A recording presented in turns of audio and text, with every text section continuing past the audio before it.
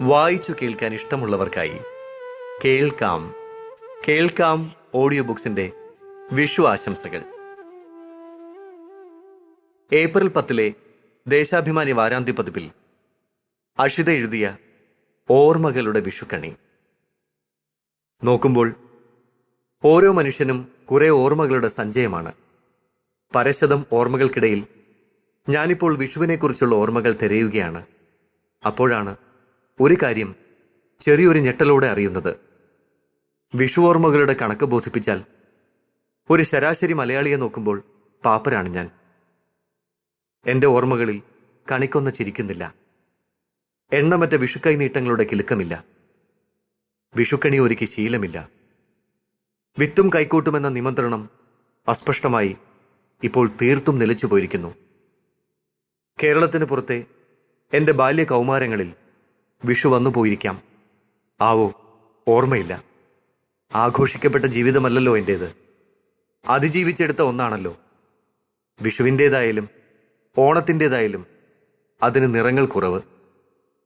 യൗവനത്തിൽ മടങ്ങിയെത്തിയ ഞാൻ പക്ഷേ ഇന്നും പരദേശി. ആനന്ദ് പറയുന്ന ഒരു വാക്കുണ്ട്, ഇന്നർ ഡയസ്പോറ. ഉൾപ്രവാസികൾ, അല്ലെങ്കിൽ ആന്തരികമായി ബഹിഷ്കൃതരായി ജീവിക്കുന്നവർ. അവർ മറ്റുള്ളവരിൽ നിന്ന് വ്യത്യസ്തരെന്ന് ആനന്ദ് നിരീക്ഷിക്കുന്നു.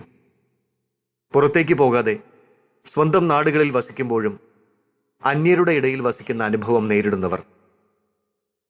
ആന്തരികമായി ഉൾപ്രവാസികളായി പോകുന്നവർ.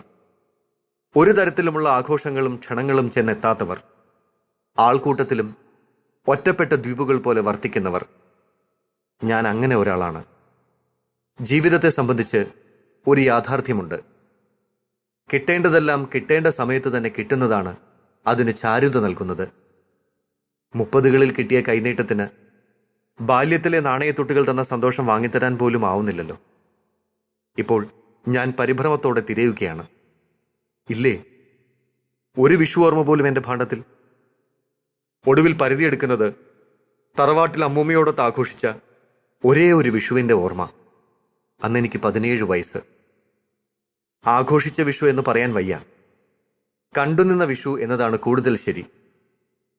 16 ഏക്കറോളം വരുന്ന റബ്ബർ തോട്ടങ്ങൾക്കും പാടങ്ങൾക്കും നടുക്ക് പഴയ തറവാട്ടിൽ വിഷുത്തലേന്ന് ഞാനും അമ്മൂമ്മയും മാത്രമായി. അമ്മൂമ്മ വീട്ടിൽ ജോലിക്ക് വന്നിരുന്ന പാറുവിനെ കൊണ്ട് നിലവിളക്ക് ചാരം കൊണ്ട് കഴുകി തുടപ്പിച്ച് വൃത്തിയാക്കി വയ്ക്കുന്നു. ഒന്നുകൂടി മുറ്റമടിപ്പിക്കുന്നു. കാരണം വിഷു ദിവസം മുറ്റമടിക്കുക പതിവില്ലത്രേ. ഞാൻ കൗതുകത്തോടെ നോക്കിയിരിക്കുകയാണ്. കഴുകി മിനുക്കിയ ഓട്ടുരുളി, നിലവിളക്ക്, കണിവെള്ളരി, ധാന്യങ്ങൾ, പഴവർഗ്ഗങ്ങൾ. രാത്രി കിടക്കുന്നതിന് മുമ്പായി വോൾട്ടേജ് ഇല്ലാത്ത ബൾബിന്റെ മങ്ങിയ വെളിച്ചത്തിൽ കാഴ്ച മങ്ങിയ അമ്മൂമ്മ കണിയൊരുക്കാനിരുന്നു. കയ്യാളായി ഞാനും. ചുവരിൽ ഞങ്ങളെക്കാൾ ഏകാകികളായ നിഴലുകൾ. രണ്ടുപേരും രണ്ടു വിധത്തിൽ ഒറ്റയ്ക്കായി പോയവർ. ഓട്ടുരുളി നീക്കിവെച്ച് കൊന്നപ്പൂവും ധാന്യങ്ങളും വെള്ളരിയും അമ്മുമ്മ നിരത്തി. അവയെ സ്വർണമാല ചാർത്തി അലങ്കരിച്ചു. വിളക്കിൽ തിരിതെറുത്തിട്ടു. എണ്ണ നനച്ചു. സാമ്പ്രാണിയും ചന്ദനത്തിരിയും ഒരുക്കി. ഓടക്കുഴൽ വായിക്കുന്ന കണ്ണന്റെ പ്രതിമ തുടച്ചുവച്ചു. അമ്മുമ്മ തുടച്ചു മിനുക്കുന്ന ഞങ്ങൾക്കിടയിലെ നിശബ്ദതയിൽ പോറലുണ്ടാക്കിക്കൊണ്ട് ഞാൻ ചോദിച്ചു, എന്തിനാ അമ്മുമ്മയെ കണിവെക്കുന്നത്? നമ്മൾ രണ്ടാളല്ലേ ഉള്ളൂ. അമ്മുമ്മ മങ്ങിയ കണ്ണുകൾ തുടച്ച് എന്നോട് പറഞ്ഞു, ആര് കൂടെയില്ലെങ്കിലും ആഘോഷിക്കേണ്ടതൊക്കെ ആഘോഷിച്ചു കൂട്ടണം.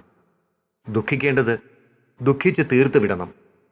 അല്ലാണ്ടിപ്പോ ജീവിതം കൊണ്ട് വേറൊന്നും ചെയ്യാനില്ല. അതെനിക്ക് വിഷുക്കാല അറിവായി കിടക്കുന്നുണ്ട് ഭാണ്ഡത്തിൽ. രാത്രി ചൂട് കാരണം ഞങ്ങൾ മുറ്റത്ത് കട്ടിലിട്ട് കിടന്നു. ഞാൻ പരദേശി അമ്മുമ്മയോട് ചോദിച്ചു, അമ്മുമ്മേ, കള്ളൻ വന്നാലോ? അമ്മുമ്മയുടെ ഉത്തരം ഒരു മറുചോദ്യമായിരുന്നു.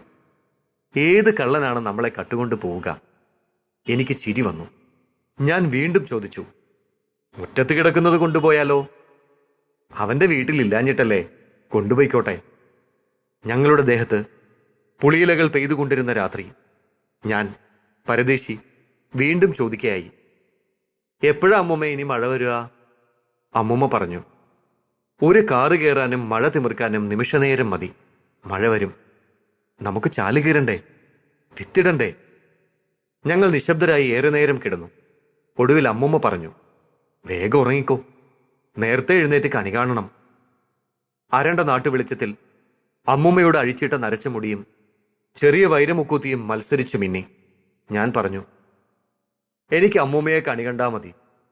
അമ്മുമ്മ പൊട്ടിച്ചിരിച്ചു.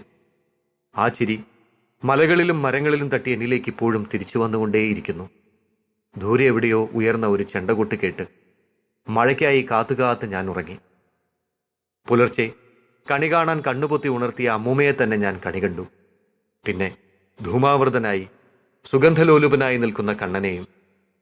ഭാഗവതത്തിന്റെ ഉള്ളിൽ നിന്ന് തപ്പിയെടുത്ത മുഷിഞ്ഞ 2 രൂപ നോട്ട് കയ്യിൽ വെച്ച് തന്ന് അമ്മുമ്മ ചെറിയൊരു വ്യസനത്തോടെ പറഞ്ഞു, ഇതേ ഉള്ളൂപ്പ എന്റെ കയ്യില്.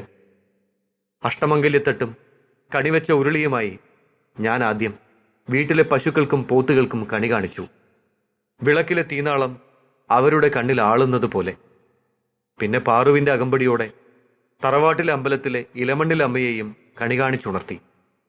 അമ്പലത്തിൽ പ്രശാന്തി തങ്ങി നിന്നിരുന്നത് ഒരു കാറ്റ് വീശി ഇളക്കി മറിച്ചു. ആലിലകൾ പൊടുന്നനെ നൃത്തച്ചുവടിൽ ഉലഞ്ഞു. ആ നേരം അതിന്റെ മാസ്മരികത, വിളക്ക്, ആലിലകളുടെ മർമ്മരം, അമ്പലത്തിലെ നിശബ്ദത, തൊട്ടടുത്ത കുറ്റിക്കാട്ടിൽ ഉറക്കം നഷ്ടപ്പെട്ട ഒരു പക്ഷിയുടെ കരച്ചിൽ. ശബ്ദങ്ങൾ നമ്മോട് സംവദിക്കുക മാത്രം ചെയ്യുന്നു. നിശബ്ദത നമ്മെ പഠിപ്പിക്കുന്നു. ഇത് ഞാൻ കണ്ടെത്തിയത് ആ വിഷുപുലരിയിലാണ്. കാലം ഇത്ര കഴിഞ്ഞു. അന്നത്തെ പെൺകുട്ടി എന്നിൽ നിന്നില്ല. അമ്മുമ്മയുടെ ചിരിയും ആ കൊന്നപ്പൂവിന്റെ ചിരിയും വാടി വീണു മണ്ണിൽ ചേർന്നു. കൈനീട്ടങ്ങൾ കൈവെള്ളയിലൂടെ ചോർന്നുപോയി. പാടങ്ങളും കിളികളും അപ്രത്യക്ഷമായി. അമ്പലം ആനയെഴുന്നള്ളിപ്പും പെട്ടിപ്പാട്ടുമായി ശബ്ദമുഖരിതമായി മാറി. വിഷുവിന്റെ ഐതിഹ്യം പറഞ്ഞുകൊടുക്കുന്ന ആൾക്കാർ ഇല്ലാതെയായി. ന്യൂജൻ കുട്ടികൾക്ക് വിഷു അവധിയും കൈനീട്ടവും ടിവിയിലെ സിനിമയും പടക്കവുമായി മാറി. ഒരു കാലഘട്ടം അവസാനിച്ചു, നമ്മൾ അറിയാതെ. പക്ഷേ വാക്കുകൾ ഇന്നും സംവദിക്കുന്നുണ്ട്. വാക്കുകളെ കൊണ്ട് സംവദിക്കാനാകാത്തത് മൗനം ഇന്നും പഠിപ്പിക്കുന്നുണ്ട്.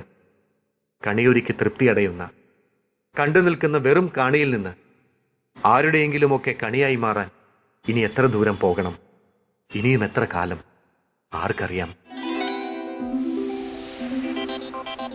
ഇത് നിങ്ങൾക്കായി വായിച്ചത് ദാമോദർ.